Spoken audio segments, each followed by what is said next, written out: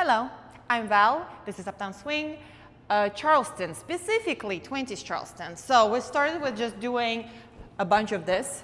8, 1, 2, 3, 4, 5, 6, 7. Then you can practice shifting your weight. And then you can practice kind of like lifting your heel a little bit more off. But even when you do that, your standing leg should always be doing that.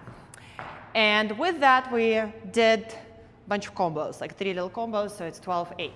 We had and 1, 2, 3, 4, 5, 6, 7, 8. 1, 2, 4, 5, 6, 7, 8. 1, 2, 3, 5, 6, 7, 8. 1, 2, 3, 5, 6, 7, 8. Basic. 5, 6, 7, 8. 1, 2, 3, 4, 5, 6, 7, 8. 1, 2, 4, 5, 6, 7, 8. 1, 2, 4, 5, 6, 7, and basic.